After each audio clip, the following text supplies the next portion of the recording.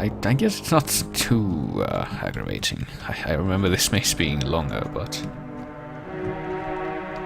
you know, we're almost to the end.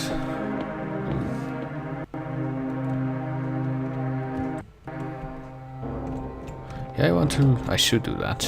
I'm gonna stand around and let the flame go out. I just kinda wanted to see what happens if you touch those statues. If you touch the left one, you get teleported back to that place behind. Just painting.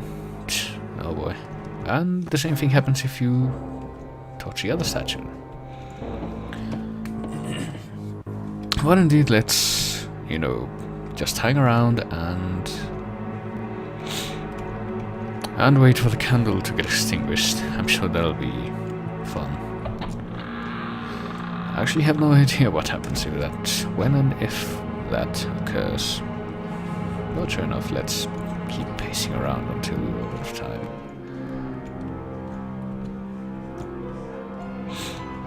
Okay, the candle is further consumed now. I wish there was a way to, you know, to have that function that other emulators sometimes have to just speed up the game. But I guess not with the N64. Oh boy, yep, I sure hope that Dell ends up falling and breaking his neck just out of the fact that he can't see where he's going. That would be something.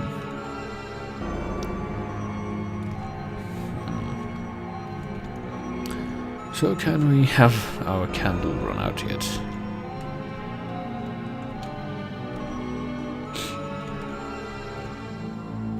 Well, I don't think, you know, since Jer didn't die in Shadowgate. Since he was successful in his adventure before this, okay, the candle is further consumed, but it hasn't run out yet. I'm going to assume that he never actually ran out of torchlight in this timeline.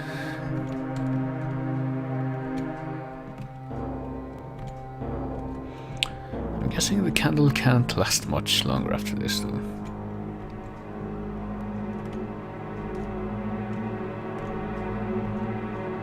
Hello? Can we run out of light, please? I want to see what happens. We are in a room with no windows too, so we should be good for whatever happens.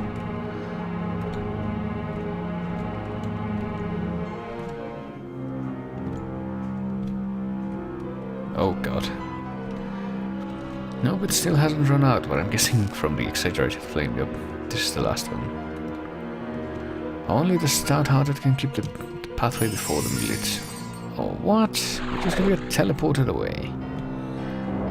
Oh, that's lame. Oh, we didn't even get to break our necks today. We were just teleported back to this place. So that was disappointing. Let's just forget about that and do what we're supposed to do. Which is make it to the end and put the candle in the candle holder. Boo indeed.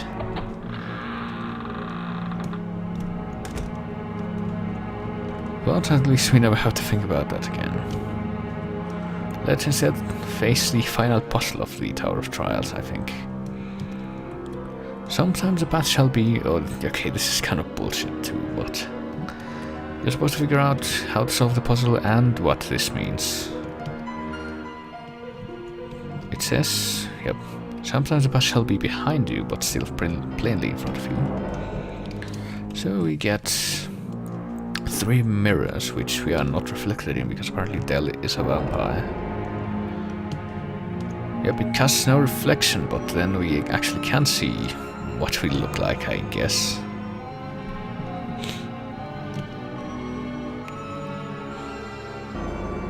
Apparently he reflects what is deep within us. No light, we dwell in the dark.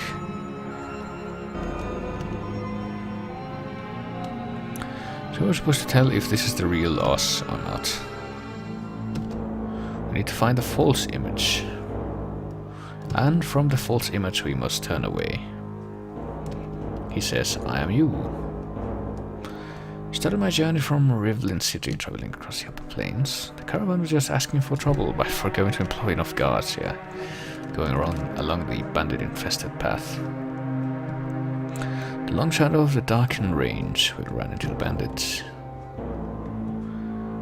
Rampaged and killed my fellow travelers. Apparently we were the only survivor of the caravan. Yep, this is all true, this all happened. I don't know. Apparently forces other than mine were at work. Well, yeah, the shitlord wizard, I guess. I don't know who she is, but apparently she had a use for me. Maybe it's the wizard's sister, I don't know. The one that we met in the inn. Maybe. Regis said embrace yourself before we should be one.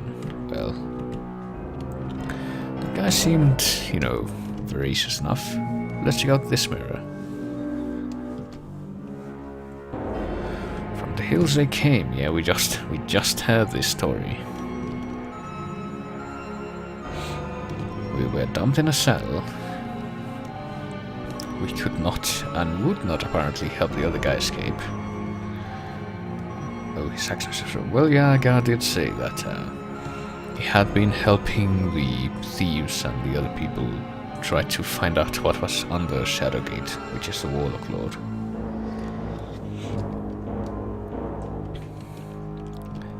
Yeah, apparently we really don't like the wizard guy, a guard. He was sent to his fate as a lesson. He was sent only because of fate. Yeah, this version of us is kind of a dick, but let's check out the third version before we come to a decision. I don't know what that RP bullshit is. Apparently, Red Bear has a tree. He calls me hero and expects too much. Why should the fate of the world hang upon what I do? Why me? The evil one is an abomination. Why can't Lakmir do anything right? Well, with that I agree. He can't do anything. It is forbidden. He has let others fight his fights. That's true. This is true. Lakmir never did anything to right the wrongs that were around him. So I like this guy. This guy speaks the truth. So, you know, if it were up to me, I would have chosen this guy as our false image, but apparently I was right. Just a moment. Just a moment. Well, we made it to this room, but what if we step on the tile? We're sent back to the start. So I guess that wasn't it. Now what we're supposed to do is figure out that apparently I can't really see the logic behind it. But this guy in the right mirror who refuses his fate is our false image. So what we're supposed to do is turn away from him and walk backwards into the mirror. Which leads us to this room, and this time there is actually something for us. An unimpressive ring, which nevertheless has kind of the crest, the dragon crest that we've been seeing over the course of the game, and it is the Ring of the Kingdom, which is the ultimate objective of anyone who goes to this tower apparently. So I'm trying to step on this place so that we can get out of here, please. Do we need to put on the ring? Is that it? I guess so. Well, we made it to the start of the tower again, and we're magically returned to the entrance, and Lakmir's here again. What do you want? Apparently we have new responsibilities now that we've reached the Tower of the Trials. We need to awaken his brethren. Who held mastery of the hour, right? The dragons. Oh, the one dragon. Since he told us himself there's only one dragon remaining. And with its music, yeah, that's kind of a hint to the last thing we need to do in this game. And that is get the dragon. The last surviving dragon. And you know, the familiar voice thing refers to something that we should have in our inventory. Don't really see it right now, but yeah, I really don't see it. Where is it? Should have gotten it by this point, I think. Oh, wait a moment. I think I know where it is. Never mind. Yeah, we couldn't have gotten it before now. Because we needed to collect all this shit before we even got the chance of acquiring this.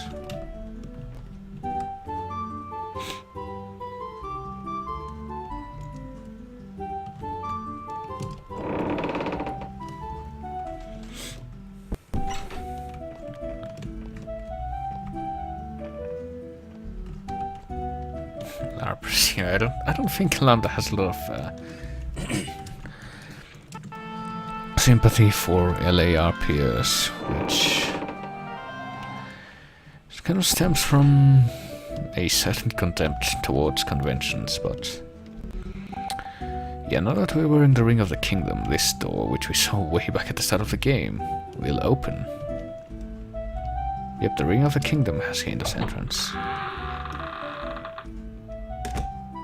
And in here we find a dragon flute.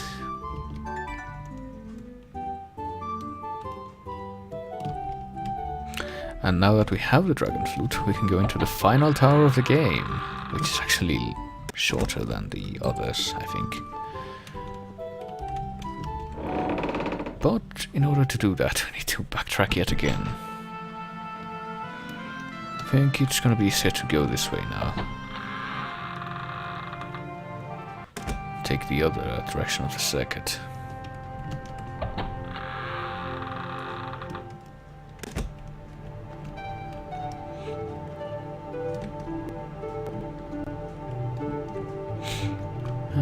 Because the last tower is in this place.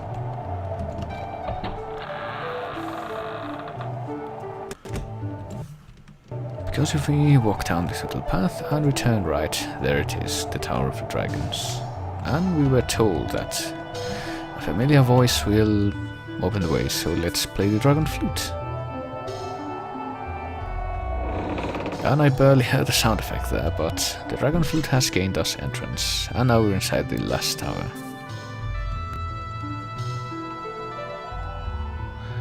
Which apparently is over a deep chasm.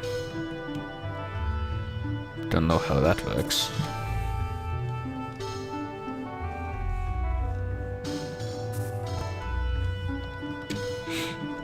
But we're in control, so let me see. I was gonna say I don't think we can walk off the edge, but apparently we can. Never mind. Our cry trails after us as we fall into the bottomless pit. So that's another death.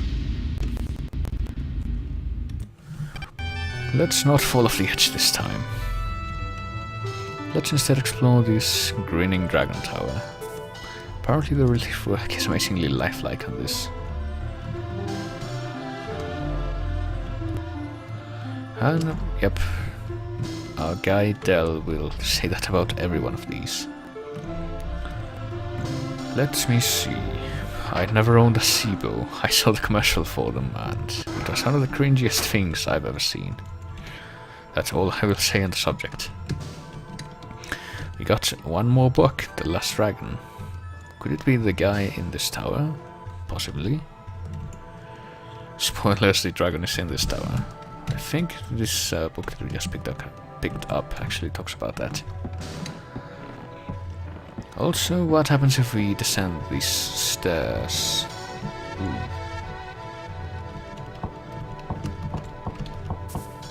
Apparently we can tap this statue, but we can't examine it. What about this right here? Same thing. No, but if we... well... you can find a precious gem here. It looks like the Avson Predator.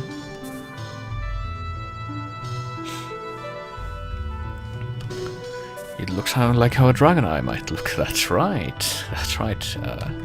Narrative voice. I'm glad you noticed that. Speaking of dragons, let's check out the last dragon.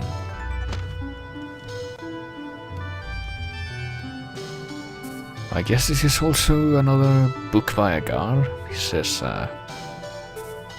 no more known dragons. Or maybe it's by someone else, I don't know. This guy told Lakmir that there weren't any more dragons. But even after Lakmir told him to find out where the last dragon was. Told him to find out where the last dragon was. But he suspects that Lakmir himself knows where he is, which is true, because Lakmir's ghost has told us that he knows where the dragon is. We've been trying to find him this whole time. On the night of the festival, a powerful storm descended from the slopes of the Gatekeeper Mountains. The castle inhabitants rushed to escape the fury of the storm. And during that night, there were strange lights and fires, which weren't really explained. The Dragon Keeper Dunath was said to have entered the Dragon Tower, which apparently no one questioned. They saw him trying to control a huge beast on the top of the tower, a golden beast which bore a huge windspan. I wonder what that could have been.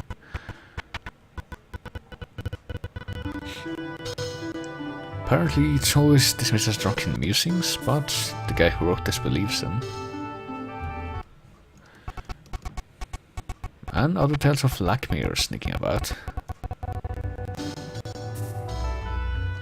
A tale of a huge explosion of magical energy, someone casting a great spell for some reason. Something magical must have been afoot, it says. Even though Lakmir denies it.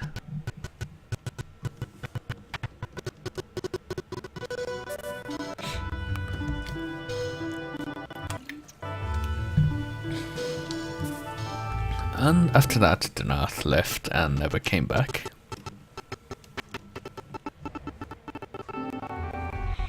The last dragon was on the tower that night. Well, apparently, yeah, the guy who wrote this believes that the last dragon was on the tower that night. Which Lakmir is trying to keep secret for some reason.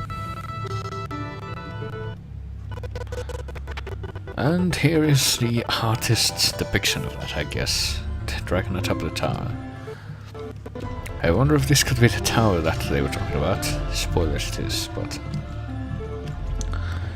So let's continue on our quest to find out what we can do to help that dragon that we've been hearing so much talk of over the course of the game. And the way we do this is by continuing our trek across this platform. The amazingly lifelike sculptures. But this one has something odd about it. The missing tooth. And wouldn't you know it, we have a fang. Which apparently fits perfectly there.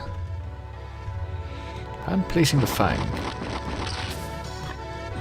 causes a series of stairs to materialize and something to fall in the distance. Don't know what that was. So now we can continue our ascent of the tower.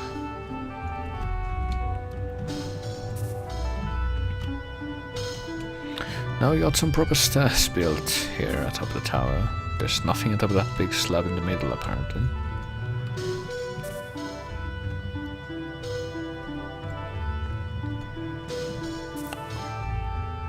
So let's descend even higher. Let's see what lies on top of this place. Apparently the answer is a small alcove, a small room. Something on the wall that we can't examine. And another book. Words of Dnarth. Well, you know, if the story was true and this guy did in fact do something with the last dragon before leaving, it should be in our best interest, I think, to find out what that was. So let's read the words of Dnarth. yep, during the festival, apparently he did something that merits mourning rather than celebration. He finished the science of his dragon lyre, with about greater control over the beasts. I think we recall reading in another book that apparently the Donaths were very interested in music, and they took in a bard for that reason. It was here in the Watch of the North that the last dragon was seen. So the dragon's not alive anymore? He may one day be reborn.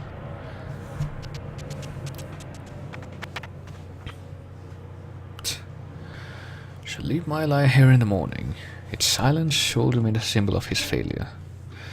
So he was making a lyre, but he didn't complete it, and now he was apparently going to use it to control the dragons, though. And sure enough, we get a dragon diagram on the wall. Among all of this stuff, and the lyre itself is propped up against the bed. A musical instrument vaguely resembling harp or lyre. Nothing suspicious on the bed, though. And I think if we actually put on the Ring of the Dead, I might be able to speak with the North. Yeah, there we go. Who is like a hunchback. Do we wish to know the ways of the Dragon Keeper? Well, I don't know. But he doesn't want to talk to us. So let's give him let's do the really obvious thing, and... well, you might... yep, without strings. You might have noticed that this thing doesn't have strings, and what's usually used for strings, well... in this case it apparently has giant hairs at that. And we can take this one giant hair to string up the lyre. Somehow. And apparently we're so good at that completes the lyre. And makes it immaterial so that the ghost can take it.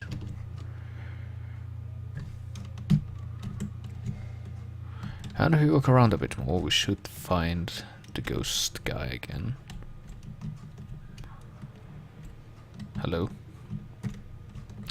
Guy, I fix your lyre. Now I need your help to complete this place. Where is the guy? He's supposed to be somewhere around here. Oh, here we go.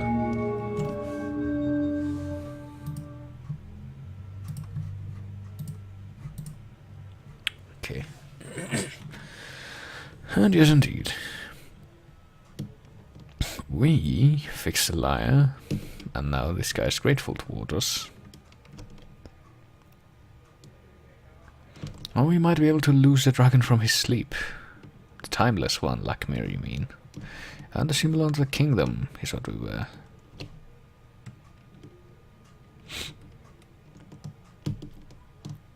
And we will be taught the way. One must reach an understanding, and that is reached through song. That's something I think I would expect to hear in a comedy, but... we need to know the key of song in order to find out what the key is. Pass a seal, we will view the terrible fate of the last dragon, but... okay, wait. Before we do that, let me get something prepared on the side here. Okay.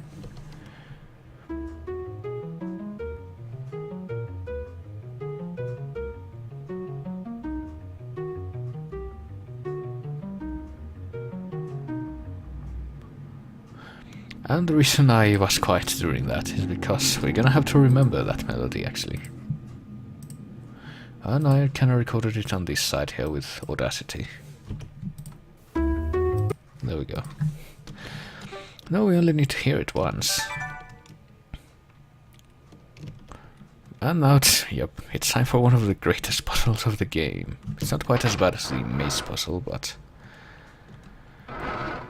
it's up there. So we made it to this room with 4 golden dragons and a big dragon thing up here. So what we need to do is... well, if we walk up to the dragons, we can see that the wings are mobile in it. If we manipulate them, they play music. So we need to find out which dragons play the music we need to play. I don't think that was the correct one. No, I think it was the right one. Let me see.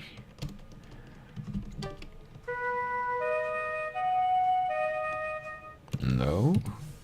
Maybe I need to... Oh, right. I'm looking at the wrong dragon.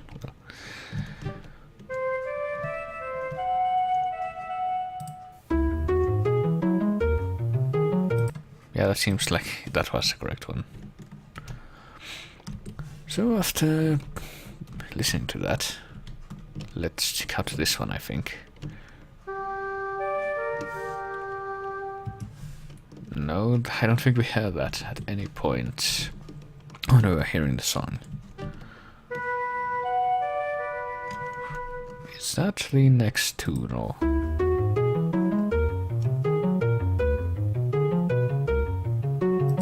Okay, wait. Yeah, I think that's the next part that we need to replicate, and that dragon doesn't play it, so let's try this one.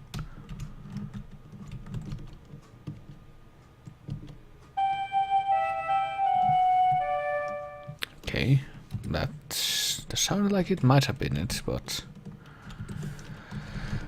let me try the other wing. Yeah, that's not it. It's the left wing on this dragon.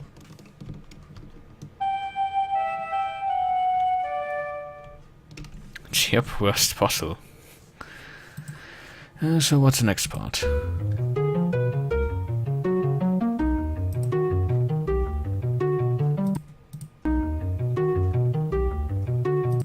Yeah, that's the next thing we need to play. Dun dun dun dun. I think this one is the one we want. No, maybe the other one? I actually don't know, that might have been the correct one. No, I'm guessing that was in fact the correct one, the left one.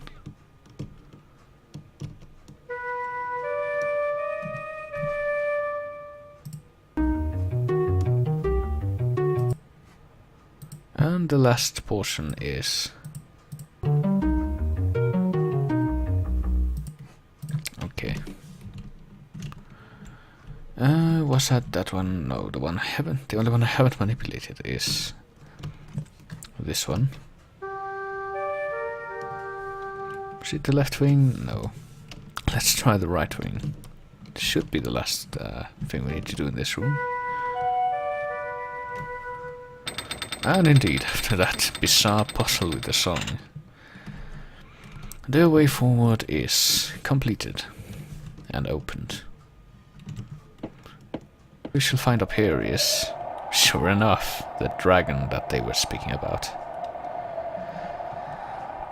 Which is probably the best model, the best 3D model in this game, all things considered. Oh, Jesus Christ, what do you want now, Lackmere? Yeah. Is this really the time to be making speeches like this, though? There's a dead dragon in front of us.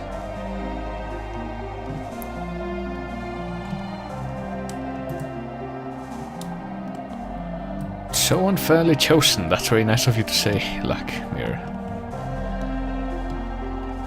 And if you accept our task, we need to return the dragon, take the power and confront the evil. Yeah, look at that stuff. That looks very inviting, doesn't it? It looks very inviting indeed. Check out this big dragon. He won't even comment on the dragon. Can we walk around the dragon? We cannot. But yeah, let's... jaw drops as we behold the legendary Staff of Ages. Somehow we know that's the one. So why not, let's take the staff and...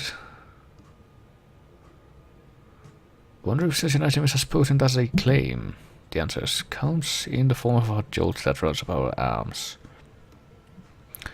Apparently the stuff was meant only for the chosen ones to touch, and since we are not, the Staff of Ages kills us, yeah.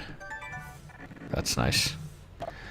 So how are we going to do this? Well, apparently, maybe if we wear the Ring of the Kingdom, we can in fact convince it that we are worthy of the power. I don't know. Oh wow, apparently that was in fact a solution. Staff seems curiously dead as we take hold of the thing.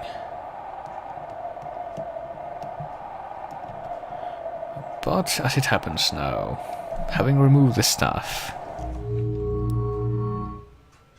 this dude is waking up. Oh wow, it's wagging its tail like a happy dog.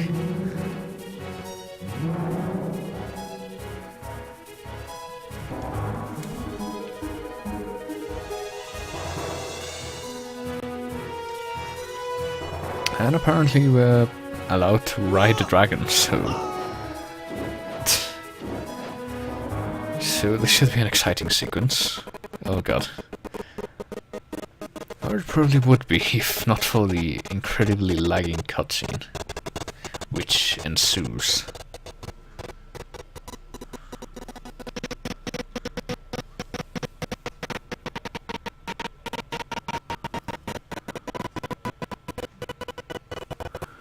Yeah. I don't think that's what the area we're in right now looks like, actually. The walls really aren't that circular.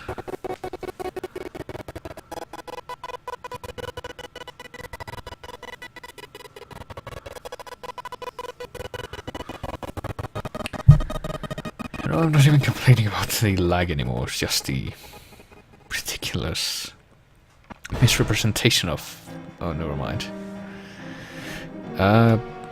Well, something must have happened, because now we're not riding the dragon anymore.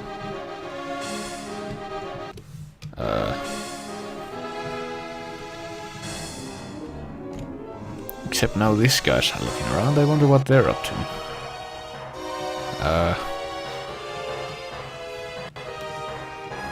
Well, these guys are... Apparently we the halfling are so weak that we can't even take on a dwarf soldier. I've just ridden a dragon, uncovered the legendary Staff of Ages, and this guy catches me, yes. So we can die by running into those guys at the end. And I think there's small guys that way. I think so. Yep, there's a guy over there. Maybe we can go this way. What even is left in this direction? Well, we get back inside the dragon tower, I guess. Not that there's anything in there. But what we're supposed to do is get to the castle entrance. We could go through the stable. I guess that is an option that we have. And if we come out this end, there's a guy right next to us. If we try to sneak past him, that doesn't work either. So what we need to do is give a guy PTSD and make our repeat performance of the fire in the stables. That'll get their attention. This music, though. And yes, indeed, now that we've managed to make that fire, all those guys are looking over there instead of trying to pay attention to us. So hooray, we're the most heroic arsonists ever, if the music is to be believed. Oh god. Oh. Well, here's a guy. There's more dwarven guards over there. But this guy doesn't seem to mind that we're here. What exactly are we up to? He doesn't like our look, so he does nothing.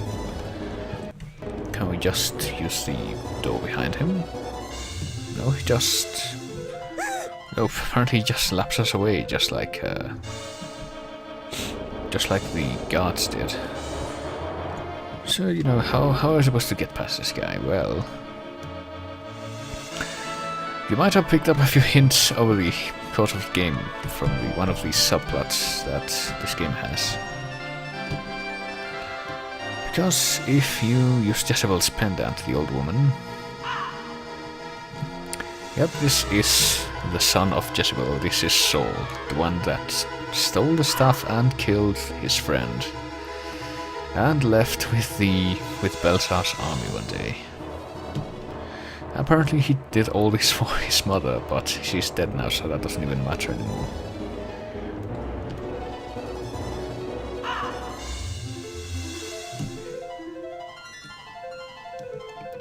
Help lead an unholy resurrection. Well, we'll find out more about that soon. But he will make amends. We've come to stop this madness indeed. Apparently he's gonna take care of the soldiers now. While we take care of the big guy. Belsar, that's fair. Everything is in place and the final spell's about to begin, even though... I guess he's not gonna let the fact that there's a dragon flying around face him. And we don't even get to see how that guy deals with the soldiers. Instead we just make our way inside. The Chamber of Holding. Time for the final confrontation, I guess. We can get out. I didn't think we could. And now the dwarves are gone. I guess this is in case you missed the one item that you will need for this section. You can go back and get it. It's, you know, hint, it's in the Tower of the Dragons. And if we go into this, well, we can take a look around. Apparently there's a staff here. It looks like the Staff of Ages, but we know it's not a true staff. So obviously, you know, if we believe that very vague piece of lore that we read a while ago, this is not the Staff of Ages, but the Staff of Thunder. Because apparently it is true that Jer used two staffs, the Staff of Ages and the Staff of Thunder. And the one that Saul recovered and brought to Belsar was the Staff of Thunder. If you go into this back room here, we can find out that this guy is here. An impetuous rodent who dares to think he can stop here. Well, this cannot be allowed to happen, though. He shall depose. I'm pretty sure it's dispose, not depose, but he'll do this quickly and painfully. The deadly mage casts a look our way. Bathed in a white light, we feel our limbs freeze up. And we're petrified. That's a death. So that's what happens if we get Belsar's attention here in the last chamber. So let's instead try to mock up his plans by using our Dragon Eye on this other staff. The Staff of Thunder.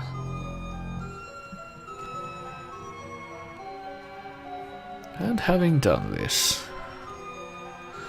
let's casually stroll out of the chamber and then just completely give up.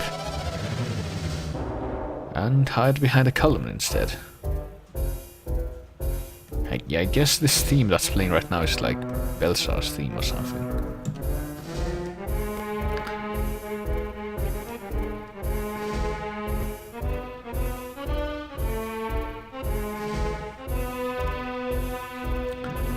And indeed, this seems like a very cinematic moment, doesn't it? Yeah, I'm afraid I can't really follow the gun talk since... Oh god. What is that incantation? No, he's not saying darkness dwells below, he's saying Braganyagno. So I guess he's summoning the Warlock Lord from the realm of shadows.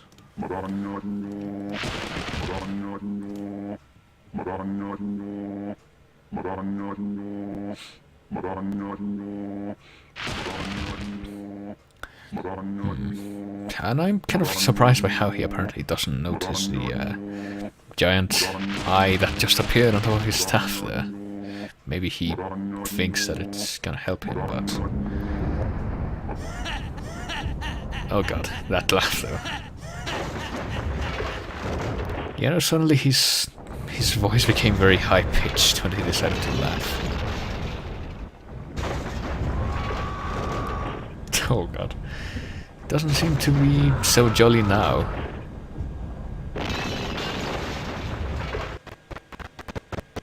Oh god. Yeah, it wouldn't be jolly either if it's just a redrawn, re-rendered version of the background from the dragon cutscene. Except now everything's on fire. And yeah. I think this is the last laggy cutscene we're gonna have to see at least. Oh yeah, the reason I can't really keep up with the gun talk is because I've never held a gun in my life, and I actually might have gone through a bit of an unconventional procedure to avoid a situation specifically which would have required me to handle a gun. So, oh boy, it looks though like what the guy was trying to accomplish is in fact coming true.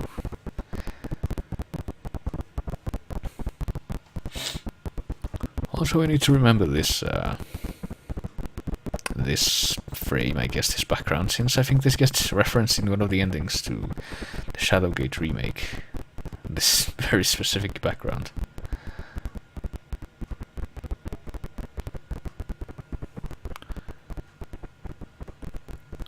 So, in case you can't tell, this guy, this evil-eyed fellow in the foreground, is the Warlock Lord, and he's coming back from the depths of the earth, because Belsa fucked up his little ceremony there. And died, but the Warlock Lord did in fact come back. But we're still alive though, so that's nice. Oh hey, what's up with you? The end of the path is reached? I don't know, is it?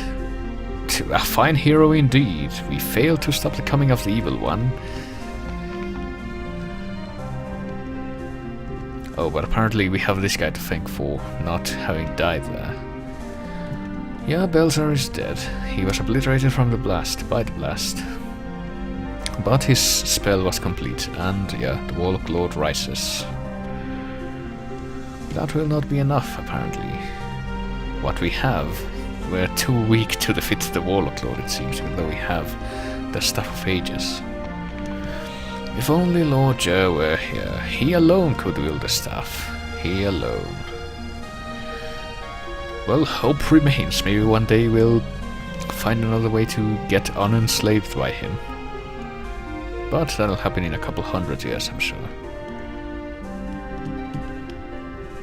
Yeah, climactic. Well, I won't spoil that, but it doesn't matter because you'll see it in a few moments anyway. Here we got our ruined altar, we got our blown tunnel in the wall. And I think if we look up here, we see blackness in the sky. We can't climb the rubble, so we pretty much can't go anywhere except... yeah, this whole place is ruined, so the only place we can go really is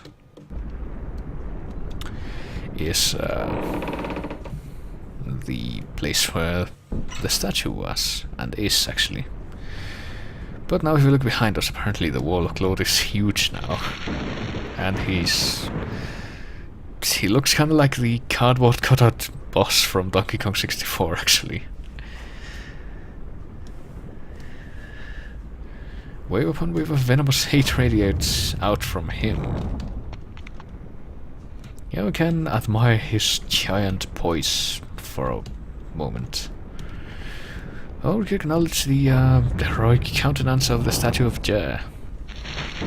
Apparently in the hour of darkest night he shall be there to serve and help save the kingdom? Serve and save the kingdom, so I wonder if that's any indication of what we're supposed to do here. So we got the big guy who's not really doing anything. We can stand around as long as we want and he won't do anything to us. But as it happens, if you pay attention, the statue of Jer here seems kind of poised to challenge him.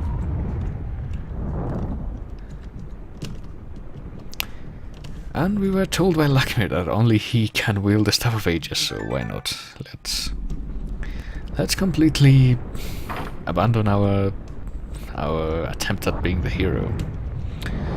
Put the staff in his hands, and also the Ring of the Kingdom on his finger in an act of reverence, which causes the statue to light up. And yeah, hang on a minute, because what's coming up here is a big cutscene, so I don't think my little emulator here is going to be able to render that correctly without it being horribly laggy, as it always is with cutscenes. So let me I did prepare for this to load up the other way I have of showing this.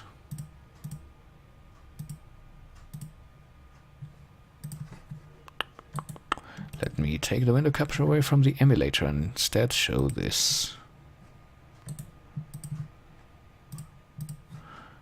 This little recording of the ending that I got. It's in slightly worse quality, but at least it doesn't lag as badly. So here we go. Are you ready for the greatest game ending of all time? You better be.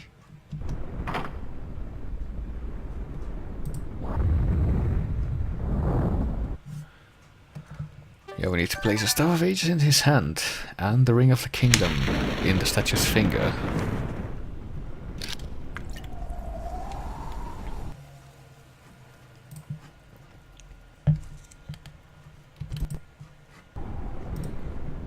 And now his finger glows green and the statue comes to life. And sure enough, he throws a thing with the wall, which goes right through his hand and hits his head and apparently causes him to disappear.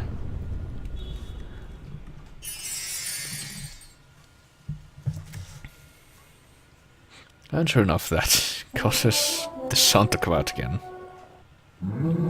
through the circular hole in the clouds. And here comes our amazingly well-rendered dragon to help save the day. Yep, that was a climactic battle that everyone was expecting, I'm sure. The Warlock Lord not only explodes, but implodes. And apparently Shadowgate is quickly sinking, but we think quickly enough to get the Dragon Flute and get our dragon body to save us.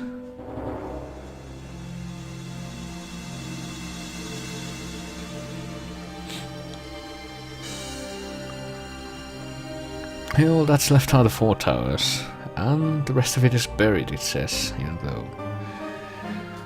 Well, I guess it is kind of sensible, because... because before the remake was made, there was one more sequel to Shadowgate, but... it's kind of in a different continuity, they retconned that a bit. And apparently Dell becomes an adventurer, I don't know. He doesn't really strike me as the adventuring type, even after all that. If he couldn't even defeat the final boss himself, but yes, that was Shadowgate 64, Trials of the 4 Towers.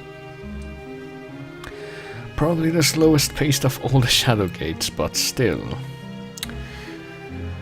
It was somewhat significant because if you play the remake, you will read a lot of lore in it, which comes directly from this game. This is where a lot of the backstory and lore for the Shadowgate series was sort of established and built. Which is why we had an entire section just for books and scrolls in our inventory.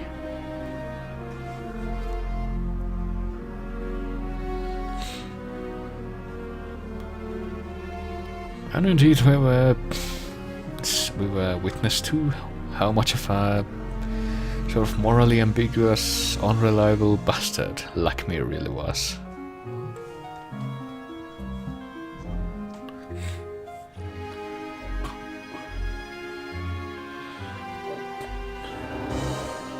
And if I recall, there was actually supposed to be a sequel to this game, yeah. But it was never made because the N64 was too close to the end of its lifespan and they couldn't really get well coordinated to make it on the GameCube, so... But something did come of that project. I think I'm gonna show it as soon as the credits are done here, only a couple of minutes of this.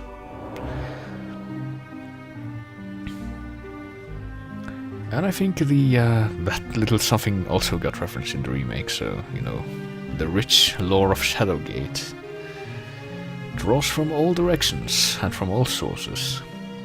That's how you know it's a good and rich series.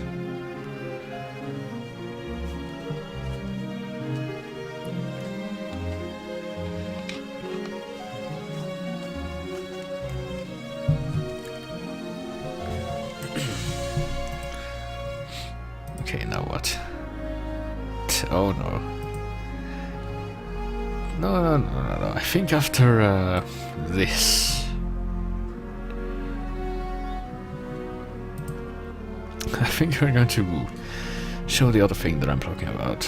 But that's gonna be enough Shadowgate for tonight, because I've been playing this game for a couple of hours now. I guess I will show a bit, at least, of the next game in the Shadowgate series, which is Beyond Shadowgate for the TurboGrafx CD, the best platform ever, and it has a very interesting mechanic that sort of carried out over the course of the whole game.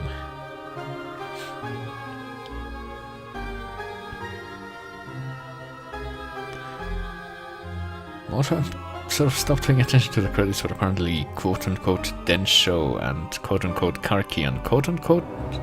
well, no, not quote-unquote, but...